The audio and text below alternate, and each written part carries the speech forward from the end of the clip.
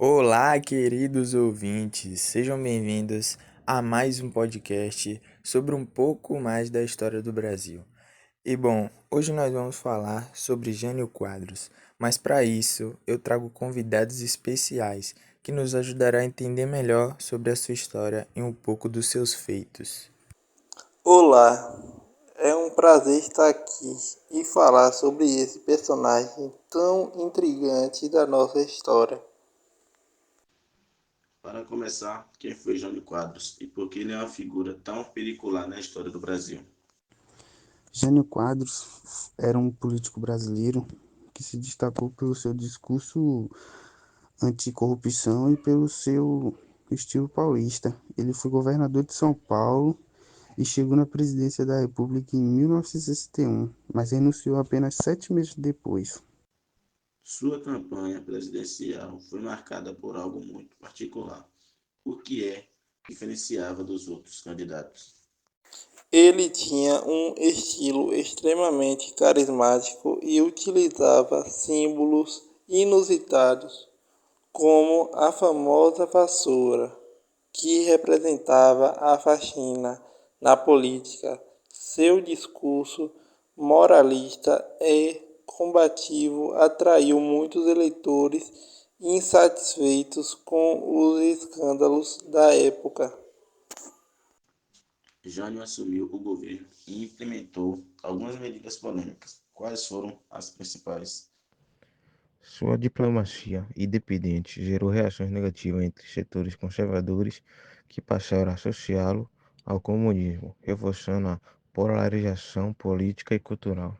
Qual foi o impacto de sua aproximação com países comunistas na cultura brasileira da época?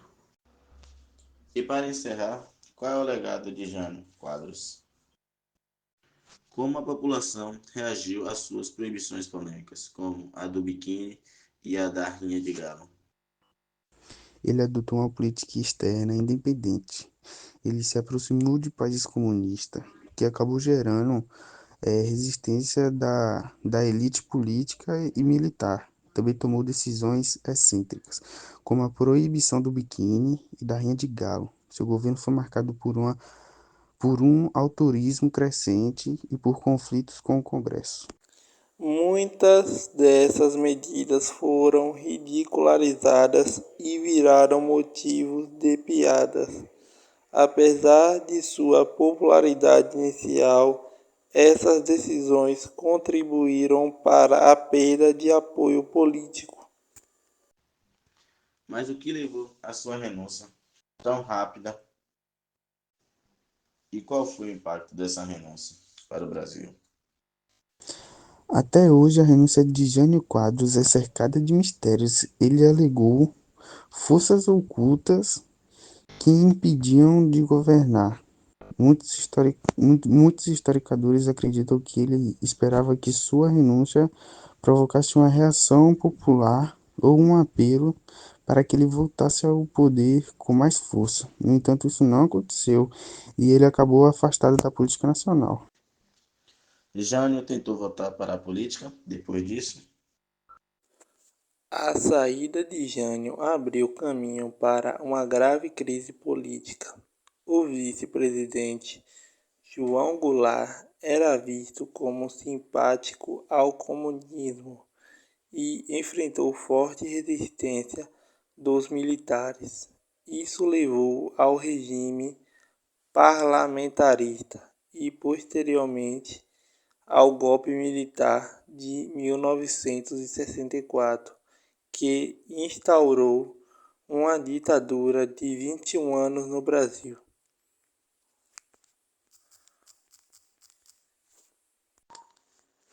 Sim, ele voltou a se candidatar a cargos públicos e chegou a ser eleito prefeito de São Paulo em 1985.